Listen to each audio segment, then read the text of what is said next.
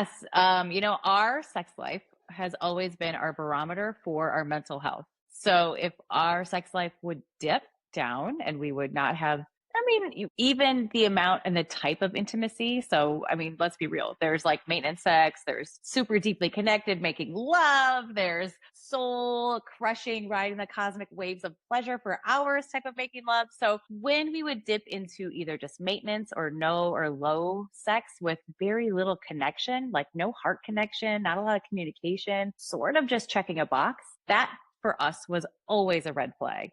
Healing was the warm-up. This is the main fucking event.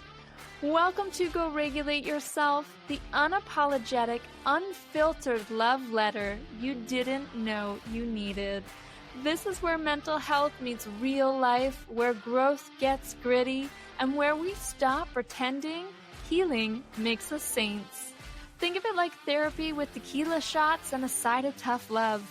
In this space, we're learning how to take responsibility for our shit, face the chaos of life, and become the best version of who we are.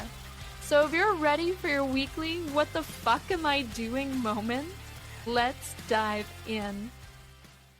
Hello, Reg Babes. Welcome back to another episode on the Go Regulate Yourself podcast. My name is Brianne. I am your host, and I am about to introduce you to our next guest. Now, today's conversation is a wild and delicious one, and we are talking all about sex in relationships. And yes, we are actually diving into the conversation beyond the bedroom and what having a good sex life can actually do for every area of your life. So our guest today is Melanie Bonk, who is a somatic trauma-informed therapist, certified love, sex, and relationship coach, and tantrika with over 26 years of lived partnership experience and a deep devotion to helping people reconnect to their bodies, their truth, and their aliveness. As the founder of Bonk Better, Melanie blends nervous system regulation, somatic trauma healing, and Tantra-inspired practices to support individuals and couples in creating relationships rooted in safety, honesty, pleasure, and repair.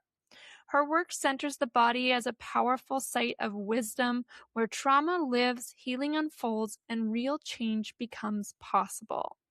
Melanie's approach is grounded, real, and unapologetically human. She believes healing doesn't require perfection or self-denial, but presence, compassion, and the courage to choose yourself. In her world, pleasure is not indulgent, it's informative. Desire is data, and orgasms can be prayer. As a mother of 4, including twins, and a longtime partner, Melanie brings lived experience to her work with parenting, partnership, rupture, repair, and the ongoing practice of sacred relationship. Through private coaching, group programs, and tantric reconnection retreats for couples, she invites people to stop self-abandoning and start living from the inside out, where science meets the sacred in service of truth, connection, and full-bodied life. We had so much fun in this conversation, and I cannot wait for you to hear the wisdom that Melanie has. So without further ado, let's dive on in. Hi, Reg Babes. Welcome back to another Fridays with Friends episode on the Go Regulate Yourself podcast. My name is Brianne. I am your host, and today we are about to have a delicious conversation. I am joined by Melanie. Melanie, how are you doing today? I'm doing great. How are you? I am doing fabulous. It just finished raining, so it's kind of an overcast sky ahead of me, and I'm really loving the view as we kind of move into today's topic. I think it'll be good as we're probably going to get into some spicy things, and my temperature might rise, so the fact that it's a little bit cooler here is okay with me today. Yes, perfect. Amazing. Okay, so I have a question that I love to start my guest episodes off with that is different every time a guest comes on, and I love to hear their perspective or their definition of what this means. So can you tell me and my listeners, what does the word regulate mean to you? Well, immediately I think of nervous system regulation. And to me, that's really stepping into empowerment when you know how to regulate your nervous system, when you have that conscious awareness of what's Mm. happening in the unconscious, that changes your perspective. That changes what's happening in your body. That takes something that feels out of control, like you've got nothing that you can, like, no power. It's just like this thing that's happening to you. And when you can down regulate, we can bring your awareness into your body. That's when you get to move into delicious realms of empowerment, of bliss, of really knowing yourself on such a deeper level. Oh, I love that. That is a great perspective, and I couldn't agree more. And who doesn't want to be in that space, right? When we're feeling regulated, we're feeling calm, we're feeling in control of the things that are happening to us or how we're feeling within those situations. I love that. Mm-hmm. Okay, so for all of our listeners who don't already know who you are, can you take a moment to introduce yourself? Let us know a little bit about you, where you're from, what you do, that sort of thing. Yeah, so my name is Melanie Bonk. Yes, my last name is actually Bonk. And I was even born on Valentine's Day. So, like, I am destined to work in the realms of love, sex, and relationship. And I help individuals and couples step into just that, just into regulating their nervous system, understanding how that shows up in our relationships, in our lives every day. So I am always guiding and teaching from my real life experience because that's what I know best. So I am a mother. I have four beautiful sons. I have been with my partner for 27 years. So we've lived quite a bit of experience of dysregulation, quite a bit of inner child wounding coming up and taking over our relationship. We've been through the trauma, we've been through the yelling years, we've been through all the things that can normally break a couple, but we've always chosen each other and come back into love, into understanding that it actually is a choice. And we've always had a shared vision of learning and gaining from anything. So, like, there's no failure in my mind. It's always an opportunity to listen to your body, to understand, and to level up.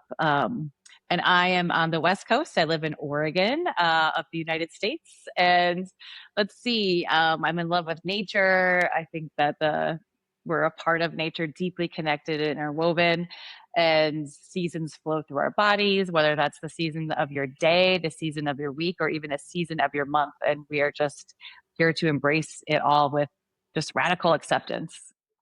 Mm, I'm so glad that you covered this because I need to ask her if Bonk is actually her last name. That was actually part of the destiny and universe's plan because I was like, that is too perfect. The fact that you were born on Hmm. Valentine's Day too, I mean, that is incredible. So we're here today to talk about bonking better, which is your field of Yeah. expertise where your magic really happens in. And when we talk about bonking better, and you specifically helping women with this, what exactly does that mean outside of the bedroom? Because as you were just talking, it doesn't just refer to what's happening within that closed door, it refers to a life alteration, a life shift. Hmm. So, talk to me about what it means outside of the bedroom. Yes. So when a woman is in the stage of bonking better, that you're absolutely right. It reflects on all levels of our bodies, of our lives, of the way we live and love and show up for ourselves as well as other people. So I am always guiding women back into the safety and the sanctuary of their bodies. We've been taught over and over and over again to disconnect, that we're not good enough, that we're not worthy enough, even that our own love, our own acceptance, our own compassion is something we have to earn.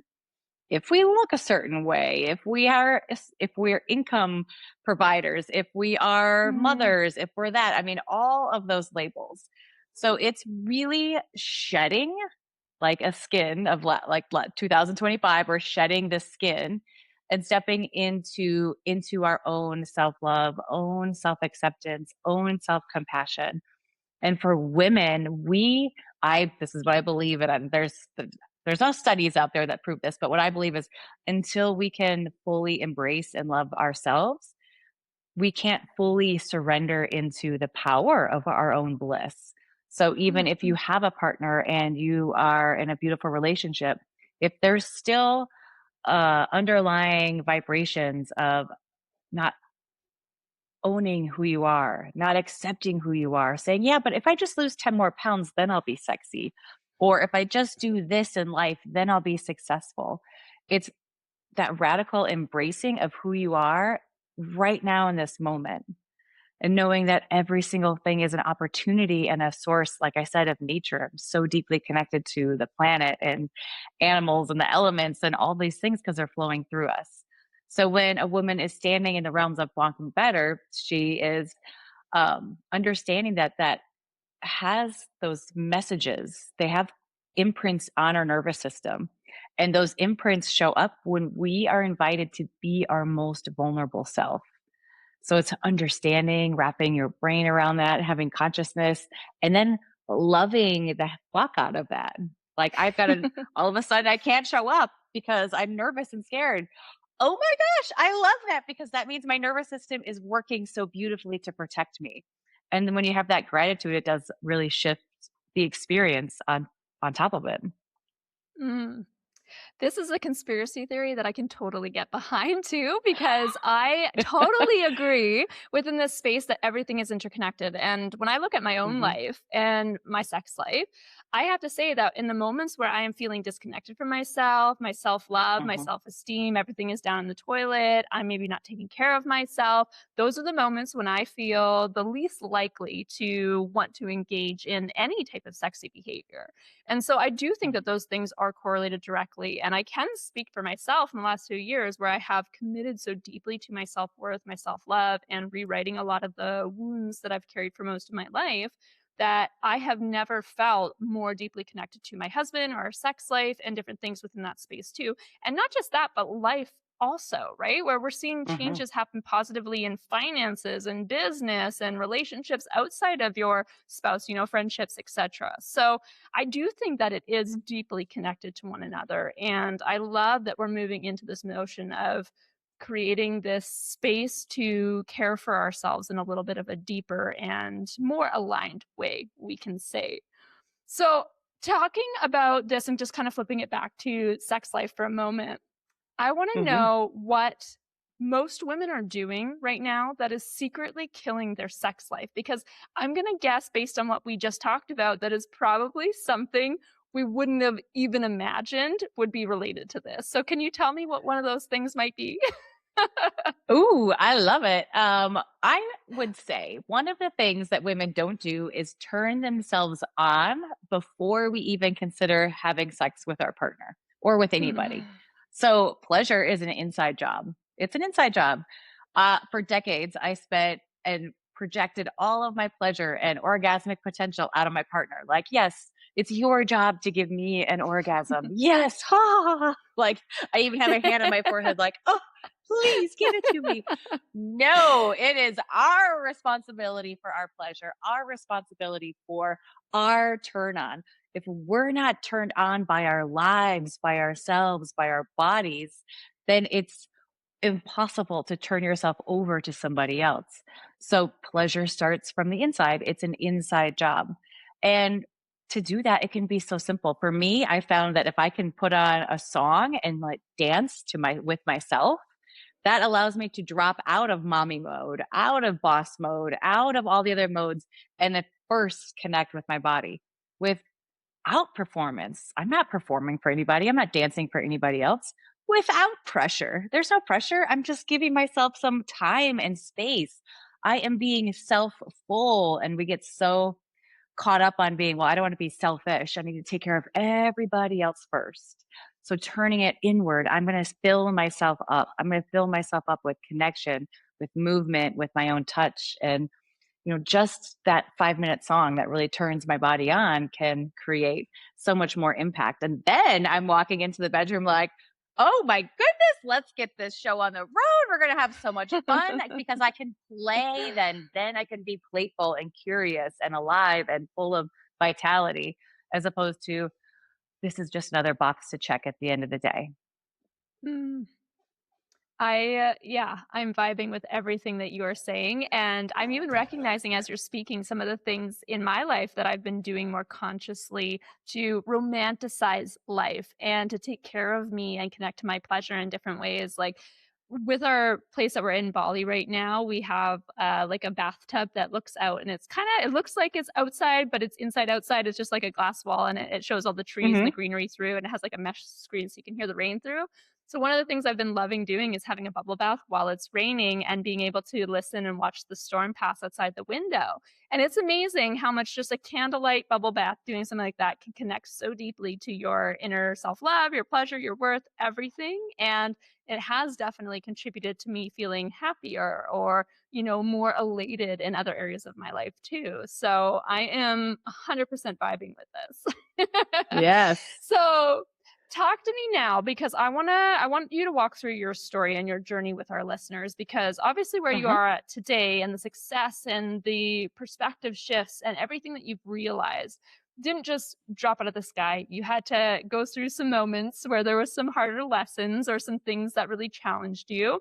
And I know when we were speaking before, obviously, our recording session, you were talking about when you got together with your husband, divorce rate was 160% for you. So, can you Hmm. talk to me about what exactly you meant by that, what that looked like, and what did you think that you were walking into? Love that. Yes. So my family is plagued, and I like to say plagued because it does. It kind of feels like this green vibration that has plagued my family for generations. So my grandparents divorced in the 60s, and that was pretty uncommon. So my grandmother was a single mom of three children. My mother is on her third marriage, and actually all of my parents. So that's all of my step parents as well as my biological parents, they're all on their third marriage. So with that many failed relationships, and failed is such a loaded word. So everything was learned and people are very blissful and happy now in in their third. Of course. But yeah. But I came into my partnership knowing deeply that I didn't want to set anything up like what I witnessed, what I witnessed as a child, what I had to go through. Um, in the 80s when my parents divorced, co-parenting wasn't a word.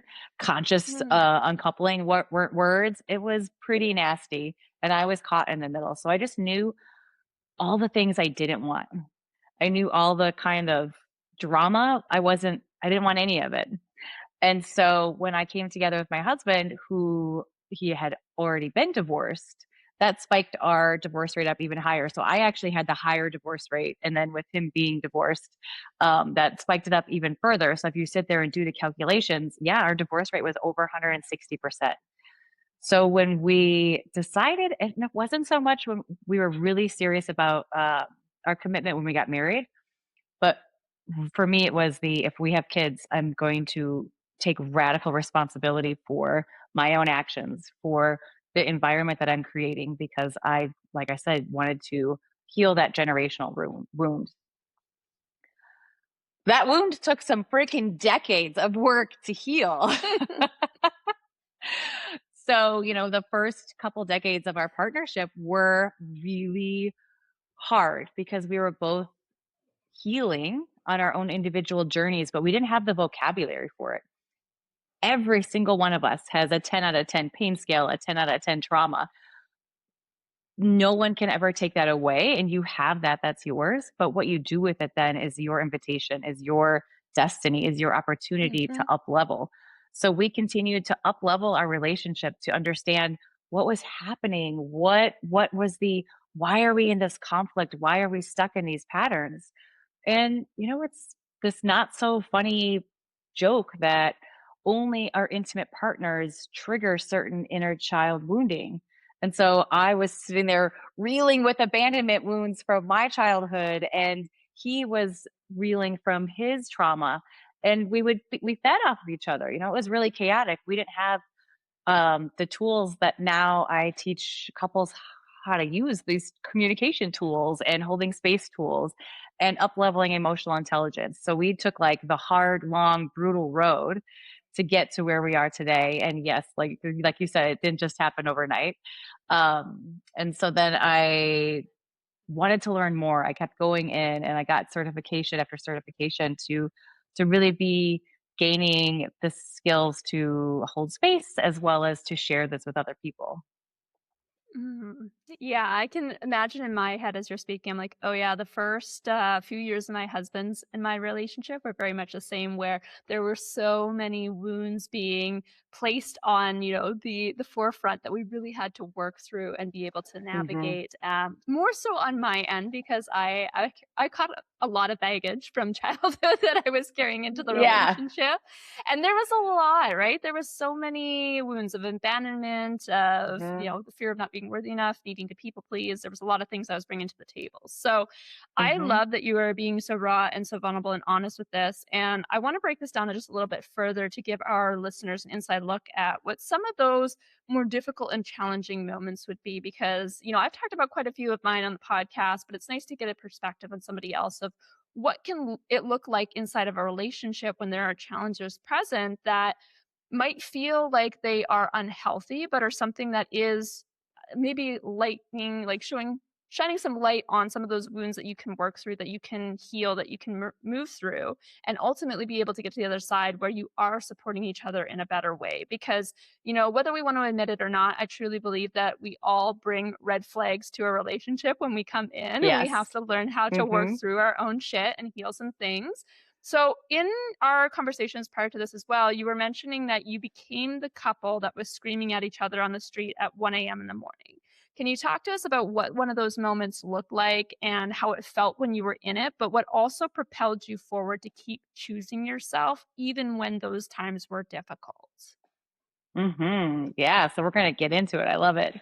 We were just talking about that, my husband and I, because I was like, I really want to be so raw and open about our most painful moments. And I Mm, knew already, like I have my number one, and he guessed it right away. He's like, "Oh, I know what your number one is. I bet you it's that." And we were pretty freshly married. I'm gonna say we definitely did not have kids. We were in the first 2 years of our relationship as a married couple, and it was definitely out in the street at night after bar hopping, like definitely not in our right minds. We were not in our most healthiest places. And he took his wedding ring off and threw it across the street. Um, and I was devastated because that was the symbol to me that he would always choose me. And miracle beyond miracles, he actually ended up finding it. I don't even remember if it was that night or the next day, but he went back and he did end up finding a ring. But in that moment, I was devastated. It was like shattering my body into a million pieces. This was back in early, I'm going to say 2005, maybe, so about 20 years ago. Um, and what I have always had for my husband, as well as I think most people, is so much empathy, because in the next day I could see that that wasn't really truly him, that that wasn't mhm, his vibration, even with him being apologetic, it wasn't like that was not him in that moment, it was somebody else. And obviously I didn't know at that time who that was. That was his very hurt, very sensitive, very unheard, unseen, unfelt teenage self that felt all alone. And so I didn't I didn't have the words. He didn't have the words to put it together all the time, but we still ended up choosing each other. And that to me is really the key. So many couples hit that point and they either just stop evolving together and growing together, or and continue being together, or they break up and they quit. And it's like, I don't if it's right for you to quit a to back out of a relationship, that's not for me to say. But for us, it was, if we kept choosing each other, if we kept choosing to be in the present moment, to take the responsibility to say I'm sorry, even though you weren't even quite sure the depth of that apology or the depth of that pain yet. That's how we continue to travel along the life together that we are on now. And those moments, they're there with, I can still feel the vibration of the hurt in my nervous system. I can still feel that, but they're also there as like, fuck yes, like we still did it. We still showed up. We still did the work. And now we're in like bliss town. I mean, we're together 27 years now, and I think we've had like one fight in 2 years where he was throwing his wedding ring across a street at dark, like in the dark, like, epic. In relationship, we heal. You can heal so much in relationship if both people are willing to show up and willing to do the work and willing to step into the really uncomfortable together because you're still holding each other's hands. Mm. I love this perspective so much, and I love your ability and willingness to go into the raw moments because not all of us are willing to talk about the hard parts or especially give detail in regards to, what conspired in those moments. And I really love to bring that rawness to the podcast and chat about the darker side of things because how are we going to know if we are Mhm, doing something quote unquote right for our lives or if we feel like we're taking the next right step for us in a relationship, etc., if we haven't ever heard a story of somebody else navigating a similar path and being able to make it through? And you're right, there's not a single person in this world that can say, you got to leave your relationship or stay in your relationship. The only person that can decide that is yourself. And you will know if it has grown past the point of working through each other's red flags in that relationship versus something toxic and dangerous that you need to leave. You will know that within you, whether or not that relationship is mhm, safe to be in. But I have had very many moments within my relationship too that have been very hard and very challenging. Moments when I have had my bags packed and ready to leave because I was so hurt.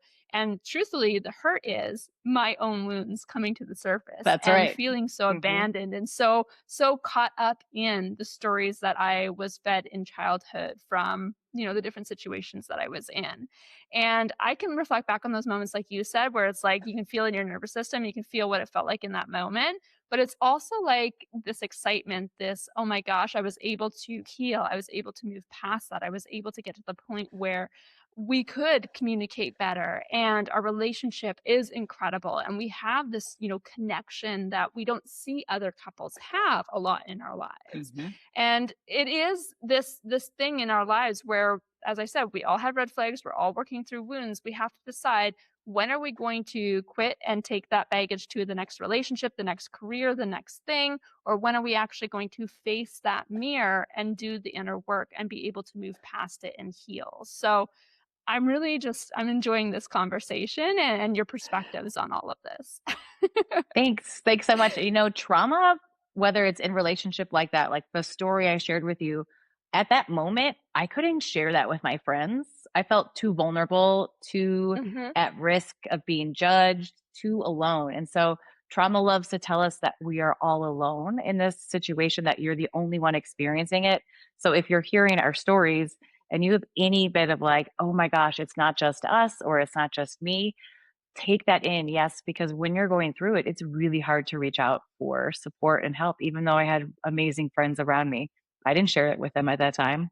Not at all. Mhm. Yeah, I would say I was the exact same way. You feel so isolated as if you're the only one that is Mhm, struggling with this. And, it feels impossible to climb that mountain and get out of the darkness when you're in it. But eventually when you do reach the other side, you look back and you're like, wow, like, this is maybe more common than I thought. Or maybe, and mhm, I hate to say this about my own life, but it's definitely true, probably wasn't as bad as I made it out to be. mhm, Looking back at some of those things where it's like, yeah, I probably escalated that a little bit more than I needed to. So it oh, is that yeah. honesty with yourself, right? Mhm, mhm. Yes, the honesty now when I look back, I'm like, "Oh, I took everything he did as, 'How could you do this to me?' and just totally Mhm. steal all of his, like, traumatic thunder because I wanted to pull the attention back to me instead of being like, 'Tell me more what's happening with you.'" I Mhm. didn't have the language for that for years, and now I do, obviously, but, "How could you do that to me? Oh, Mhm. I'm such a victim." Yeah, that victimhood, it gets us all, right? Whether or not we want to admit it, we Yep. have all fallen into that. And I just Mhm. appreciate, again, you just bringing all of this to light because this is an excellent viewpoint for our listeners to be seeing and or listening to. Now, your journey has also been filled with a lot of 4 kids, including surprise twins, and your husband Hmm. in residency. So talk to me, how does a couple's sex life survive those type of things? Because that is an abundance of things going on in your life. Yes. Our sex life has always been our barometer for our mental health.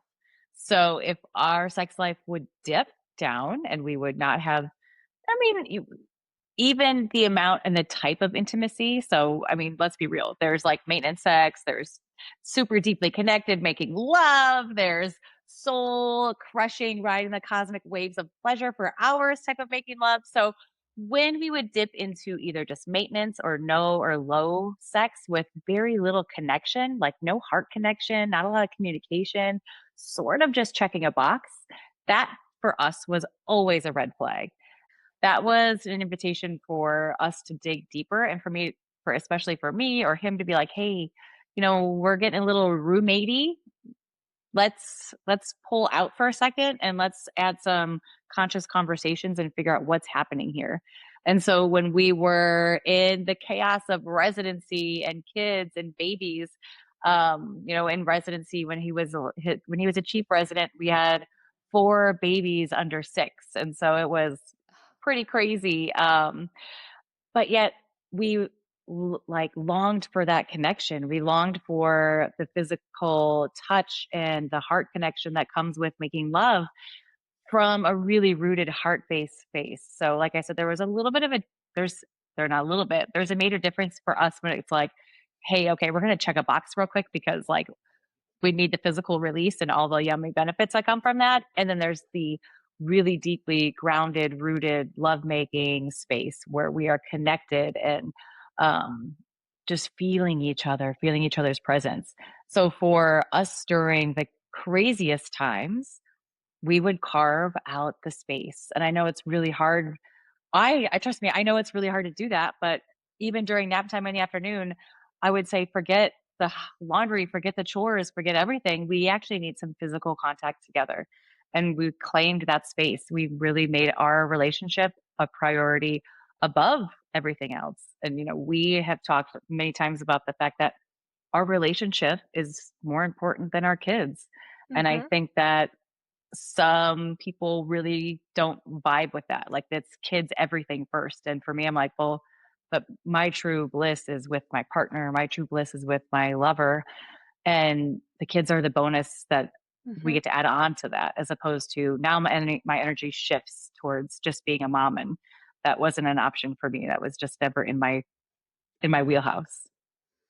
I resonate with this deeply. Now, I don't have kids of my own. It's a conscious choice for me not to bear children in this lifetime, but I have always felt this way, that the relationship should remain the number one priority. You were with your partner before you ever had kids. You were a unit before that, Hmm. and like you said, the kids are a bonus that you add into this mix moving forward. And I not to say that I genuinely judge other couples and relationships that we see in our lives, but we do pay attention. We observe a lot of other relationships that are around us. And a lot of times when we see couples that are truly struggling are the ones that have allowed that disconnection to take place in the relationship. And not always saying that it's kid related, because it could be career related, etc. Hmm. But there usually is something that gets in the middle of that relationship being as close as it once used to. And my personal belief, we talked about kind of yours at the beginning. My personal belief is that touch is a huge, huge denominator in a relationship. My husband and I are always touching. We're always holding hands. We're always, wrapped around one another on the couch, my legs on him or his head on my lap. We're always touching no matter where we are. And I think that connection, that the consistency of wanting to be in each other's space and around each other and be connected to one another is really a huge result in how connected we are in our relationship, and how, you know, I just guess how strong the relationship is really what I'm getting at. And I think when Hmm. we have this thing that gets in the way, whether it be children or it be a career or it be something that's kind of creating that space, that gap, you have to do something to pull it back. You have to engage in some way. And I'm not here to tell you how to obviously run your relationship. I mean, that's your job. You're the expert. But I'm I talking was like, about I general am. people. But I'm talking about general people here. Um, if you're not a big touch person in your relationship, that's fine. Maybe that's not your thing. Maybe you guys have other things and other ways of showing your connection and your strength and your communication, etc. But personally, I will believe time and time again that connection and touch are two predominant factors for keeping a relationship strong. And I do see the perspective of where you're coming from, and I agree wholeheartedly with that. Yeah, and to think about too, if it's the quality of touch. So Hmm. let's get real specific. So I am not like I'm bending over the dishwasher and my husband's gonna come slap me on the ass. Nope. That's not okay Especially for when me. you're I don't that's not the, overstimulated. yeah. So it's all about the quality of the touch. It's a soft, let's say bending over at the dishwasher, it's a soft hand like from the back of the neck down to the butt. That's a yes. So noticing if your partner is giving you a quality of touch that makes you go, ew, that's an invitation to look into up leveling your connection, whether that's with, I don't feel comfortable telling my partner the kind of touch I like. Do I even know in my own body the kind of touch I like? And that's a Hmm. question that women in particular don't really ask themselves because we're always taught to just give it to somebody else or taught to be the receiver and taught to not actually look inward first. What do I like? What is it that I want? So it's the quality of the touch. So if you're going, ew, couldn't stand that. I don't want my partner touching me all the time, that's an invitation to dig deeper into what it is that you're creating in your relationship because you are a member in this group. You are someone who has a voice and you're somebody who has the power to say and express what you want. Now, whether you have the safety to feel like that, that's when we get into some deeper work and we create that safety inside of coaching and inside of the Bonk Better container. Okay, that makes a lot of sense. And I think that is a really easy guiding light for women to be able to tap into and see what their immediate response is to that, right? Because I know in the Hmm. moments when I am too in my head and I'm overstimulated, as I said, or like super dysregulated, the times when my husband reaches out for me, I will have like a pull away reaction, not because of Hmm. him, but because of what's going on within me and my own space and my own nervous system. And that usually is an indicator for me to step more into my self love, my whatever I need. I always say, I'm going to just shake or I'm going to rock or I'm going to move. I'm going to do something to get this, anxiety or whatever it is I'm feeling out of my body. So I feel more Hmm. grounded and connected within myself, but also within the relationship. So I appreciate that little bit of insight towards what this might be. Now, Hmm. I want to talk about orgasms because this Yeah. is, as you said, a medicine, a prayer, a truth telling. So, can you tell us more about that? Because that's not how most of us learned about orgasms in sex ed, right? We didn't really learn about it from this perspective. So, I want to know, what is sacred sexuality and how is it different from just good sex?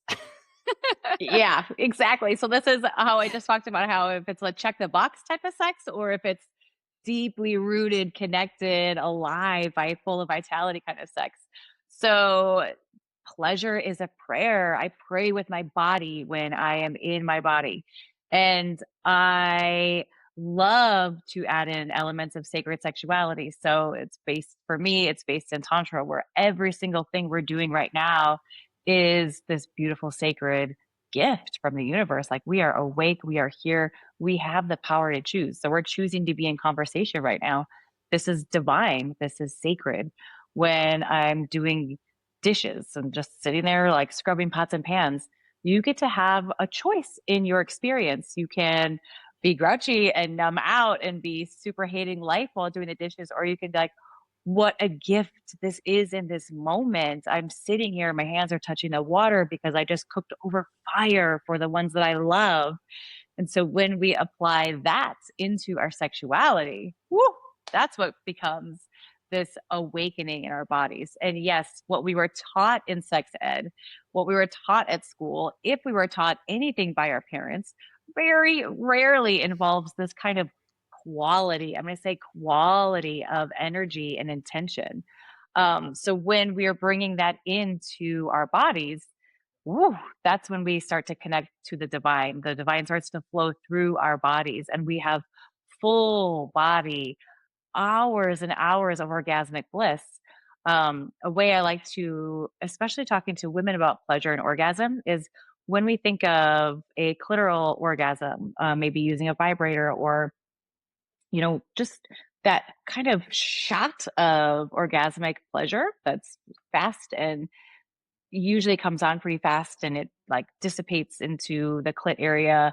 Maybe you can feel it down in your vagina, maybe you can't. That's a very yang, masculine type of orgasm, which is beautiful. I love them. I had one this morning, actually. But when we're bringing in our breath, our movement of our hips, movement of our bodies, opening up our arms and our chest and our heart space, when we're using breath to actually move our sexual energy up our bodies. So you can use your chakra points, your energy points of your body to move that pleasure up. So you're like literally pulling up pleasure from your pelvic bowl and into your heart space. And then you can have like a heartgasm. You can bring up that pleasure all the way up your spine and begin to create some full body experiences where we're literally connected to the heavens because our whole bodies are intricately designed for pleasure. That's sacred. That's like God in motion, the goddess in motion through our bodies. We're designed this way. We're all fully equipped with these holistic, organic, natural pleasure tools that create, like I said, full body, like coming out of my fingertips, coming out of my toes, and through the top of my head type of orgasms. So that in case you like didn't hear that, you can have this. The potential is in your body. You just haven't been taught yet. No one's teaching this. Well, I am. Other coaches are. I mean, this is our sexual lineage that's been taught and practiced in priestesshood in temples for thousands and thousands of years. Obviously, the patriarchy, this religion, society has shut these down, has made them taboo, but it's not actually in our nature that taboo. It's in our full bodies. Mm. What I'm envisioning in my mind as you're speaking is our sex ed class where you're past like a manual and you open it up and there's a picture of a penis and there's a picture of our vagina and here's a description on what it looks like and why the purpose is to bear children or etc. But there isn't actually a talk about what the body's power is and what that actually feels Hmm. like. And I know, speaking to again my sex life, I can tell the moments easily when it's just good sex versus when it is like that full body, like you said, deep soul connection to your partner when you're in the process of it. There is a big difference between those. And if somebody is listening and they maybe haven't had the experience of that really deep connection, you might not know exactly what we're talking about. But if you've experienced it, you will know the difference between those two things because it is life altering. Like there is like Hmm. you said, a head to toe response where your body is changing, maybe even on a Hmm. chemistry level, right? It's not just about that connection, that moment, that orgasm. It's about the power that that creates to take forward into the rest of your life and transform how you see the world, how you interact, how you speak, how you act, how you see your worth. It really is this power that can change lives in the deep energy that it is. Yes, absolutely. Okay, so now you work with the nervous system quite a bit and what you do. We've talked about Hmm. that a little bit. So talk to me about the nervous system in relation to what exactly it has to do with how good or how bad your sex life is. How can that interrupt our processes or maybe fuel them for a better response within the bedroom? Yes, because you can't have those sacred sexuality moments unless your nervous system is fully on board with it. If it's fully like, yes, and you're in that state of surrender. So our sympathetic nervous system is turned off and our parasympathetic is turned on. So our parasympathetic nervous system is when we're feeling open and safe and we can breathe. Our heart rate automatically slows down, our breath gets deeper, and our body actually begins to open. So understanding the qualities that you need to set in place for that nervous system safety. So for me, I actually don't usually go that high into orgasmic bliss if my kids are in the house. It just doesn't happen. Mm, My nervous system, there's a little switch somewhere inside my body that goes, Nope, we're not going to go all the way there right now. We'll go like 60%, but not all the way." So for me, that's one of those conditions. I love to experience that when my kids are not in the house or that I am somewhere else different than them. Um, we can use things like breath. Breath is a super powerful charger of our nervous system. So if you know how to use conscious breathing or connected breath, that helps us actually unwind the mm, mind, relax the mind, get into our bodies. But noticing the environment, what do you need to create to awaken that level of safety in your nervous system? Because if the nervous system has a small thread of threat, it will not allow your body to go there. It won't allow it to go there.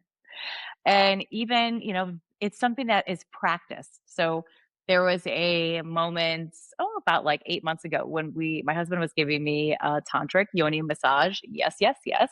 Um, a beautiful about 90-minute practice. And there was something in my body that was resisting it. There was like definite resistance.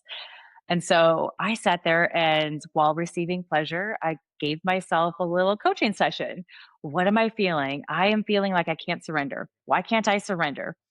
I can't surrender because, and it's like I was trying to come up with a word or a thing. I'm like, I'm struggling right now, surrendering into receiving from the divine masculine.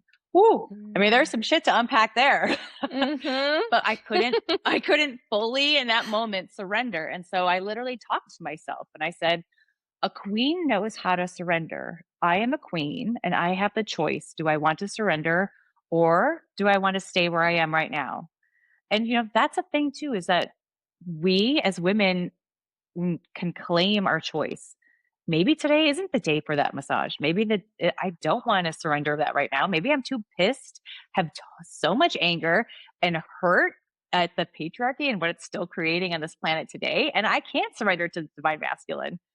But after a song of saying, "A queen knows how to surrender, a queen knows how to surrender, I can surrender, I am a queen."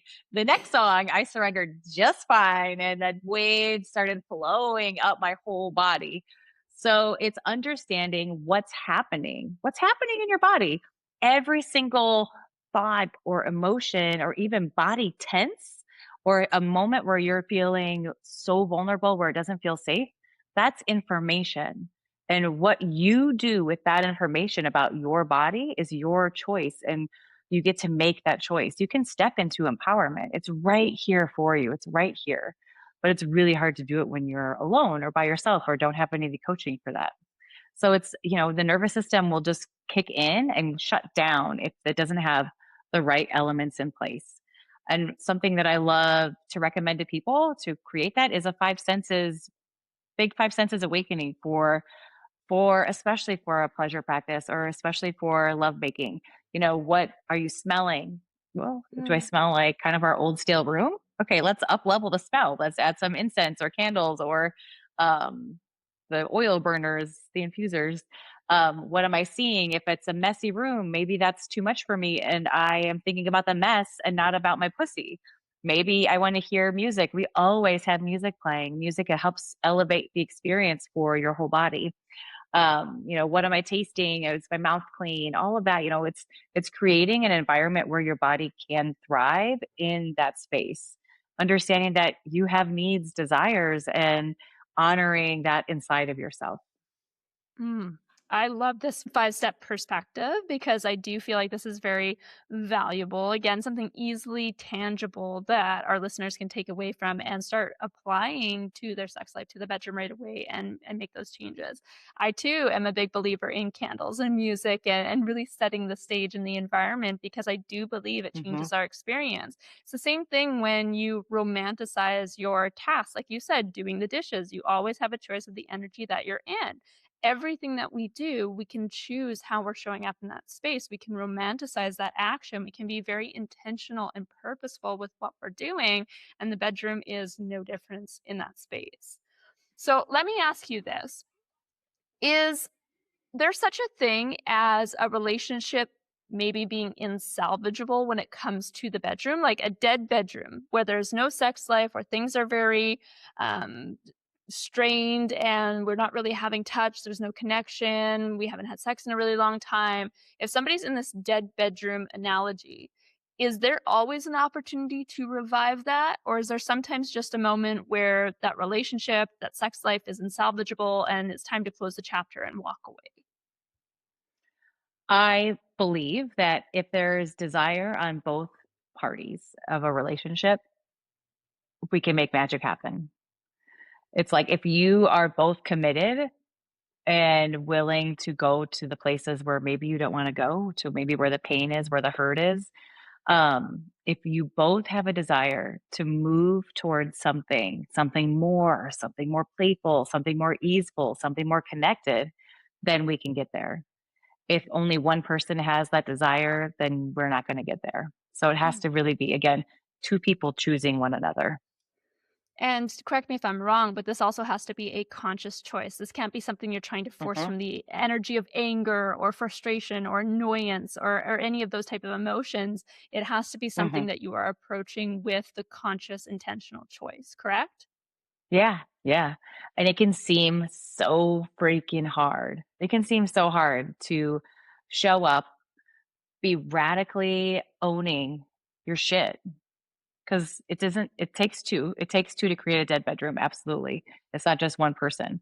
So to radically own your part in it, own your responsibility in it. And then it's not so much looking back. I'm a somatic therapist, a somatic coach, so I'm working with the body, with what's alive. I don't wanna I mean, knowing a brief history about what's happened is great, but I'm not gonna look back and we're not gonna unpack a whole bunch of conversations. It's moving towards that North Star. So if you can agree on what it is that you want, whenever I work with any clients, our first session is getting crystal clear on what we want. And it's so hard because usually the list of 20 things we don't want is the first thing that comes up. And that's great. So if you need to write that list down just to get it out of your, I don't want blah, I don't want blah, blah, blah. If you need to write that down, that's great. Write that shit down. We'll go ahead and cross off all the stuff you don't want because then we get to start getting more clear on the things that you do want. So Mm. if you are creating a North Star and you're both in line with it, you both want it, and you're willing to be in this present moment, listen, just how great is that? We both have the same desire and we're both here in this moment trying to get there. That's a yeah, that's a two hands up in the air victory. Like, yes, yes, yes. It doesn't matter how you got there, but if you're here right now in this space, we can work with that. We can move that. We can turn that dead bedroom into a vibrant play temple of pleasure. Mhm. And I think as you were speaking it, that vulnerability, that fear that comes up for a lot of us is probably along the lines of, I have to be honest, I have to face my darkness, I Mhm. have to admit that there's a problem, and I have to be willing to face whatever comes up in the process of moving towards the goalpost of what I want. And that is Mhm. terrifying, especially if you're new to the healing world or new to looking at those wounds. It can feel like an identity death in that process where your ego just wants you to stay in that little comfort zone and be miserable for the rest of your life and never make any changes. The scariest thing is to change and to move forwards. Here's the another not so funny joke is that our nervous system doesn't give a shit about us having an orgasm. Mhm. Its only mission is to keep us alive. Its only mission is so that we are alive, we can raise our young, and we can reproduce. It doesn't care about us thriving. So it's like you have to dig deep to find that desire to move towards something different because the nervous system will keep you trapped. It will say, nope, we haven't tried that. And so that's why this somatic work is so powerful because in just one session, we can begin to create new neural pathways of love and compassion where you might have never felt that before. So we just gave your nervous system like a matrix upgrade where if you're stuck in the past, you're just going to stay there because the nervous system won't let you go there because you haven't experienced that love yet. You haven't experienced that compassion yet. And even if that's for yourself, I have, like, how long did it take me to give myself compassion? Decades, decades. Yes, a true realistic timeline that a lot of us can look at and be like, okay, it's not going to happen tomorrow. But it also doesn't have to take as long as it's taken me or you because we're in the space of providing that Mhm. expertise to people to be able to move through things a little bit more easily and come out on top, hopefully a lot quicker than we did with all of our life Yeah, lessons. absolutely. Incredible. Okay, I have a couple of rapid fire questions that I wanted to ask you. First one is, Let's do it. what is the biggest myth about women's sexuality that you are tired of hearing? I have to pick just one. Okay, rapid fire. A biggest myth of women's sexuality. I'm going to go with I'm double downing on what I said before, that it is in the hands of somebody else. Our pleasure, Mm. our orgasm is our responsibility. It's ours. It's ours. And it's nothing we have to earn with somebody else. We are born worthy of having full body bliss. And let me tell you, women out there, like, I love my husband and he gives me such beautiful pleasure. But in the long run, I am still my best lover. So it is in your hands, literally and figuratively. Oh, damn, that was good. Next question.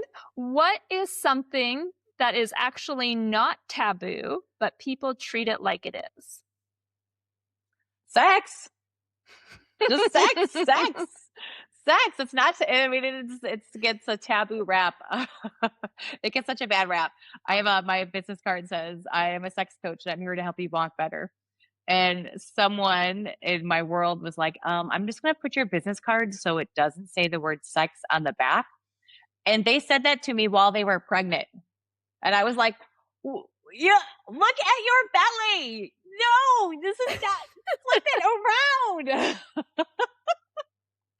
That is crazy to me that somebody would be in that space of not being open to that. But I guess if we're conditioned with that same mindset, right, Yep. of sex is for Hmm. childbirth and nothing else, not pleasure, then that's going to show up in other ways too. That makes sense. Yep. Okay, one last question. I want to know what the biggest piece of advice is that you would give your younger self about sex and relationships in one sentence. Mm. Okay, I'm digging deep for this one.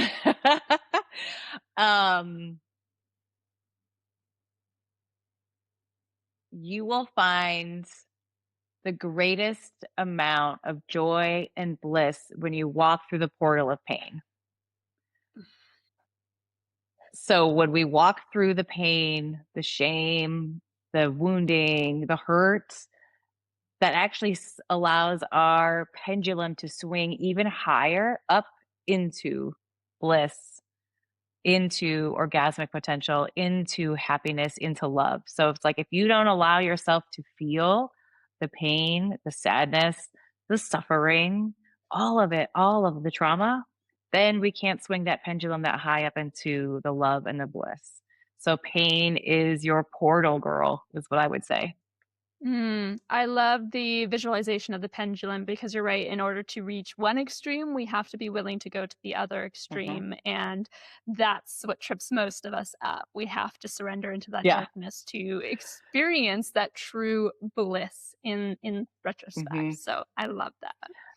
Oh my And we all gosh, have it. Melanie. We're all carrying that suitcase of baggage and trauma, and it's there whether we're gonna like open it up or not. But we're carrying it with us. So just like let's just open it all together.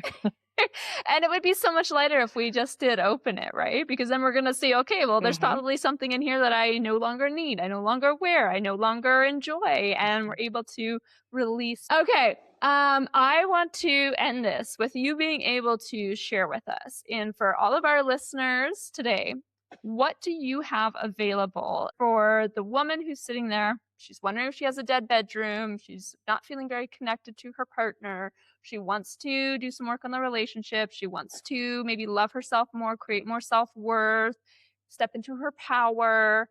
What do you have available for women to transform, to take the next step, to move in this direction? And how can they ultimately find you and or connect with you to see about these potential options?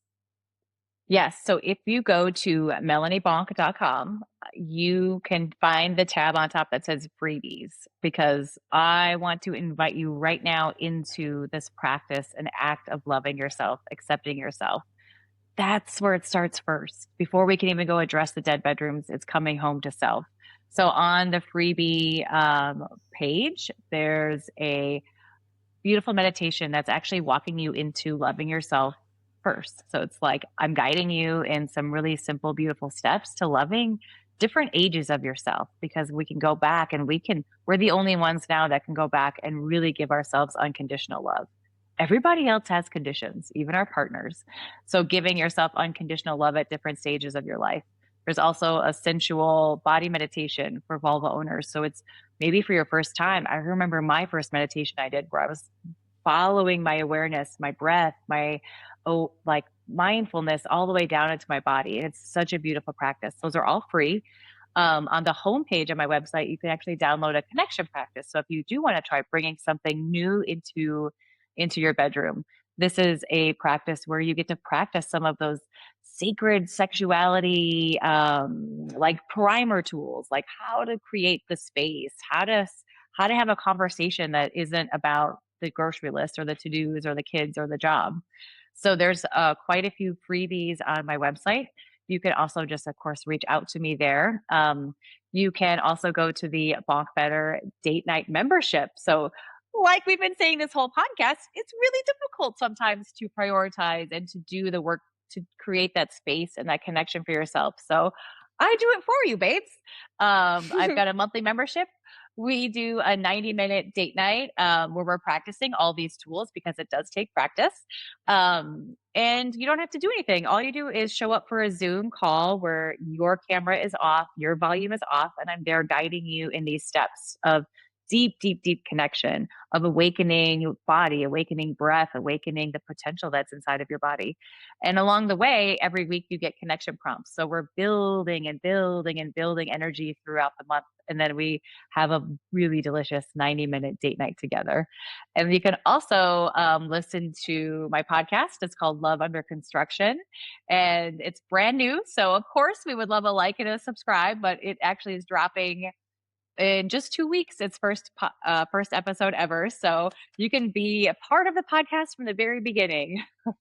That is so exciting, and congratulations for that launch. That is so much fun, Thanks. and I can't wait to tune into some episodes and hear all the things.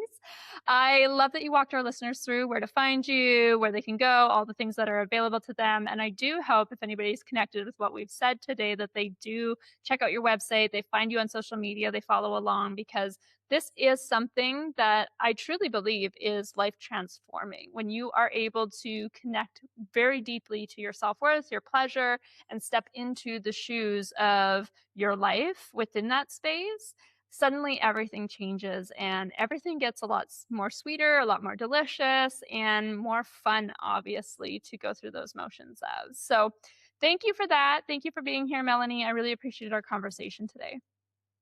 Yes. Thank you so much for having me. And I'm here to help you bonk better. Yes.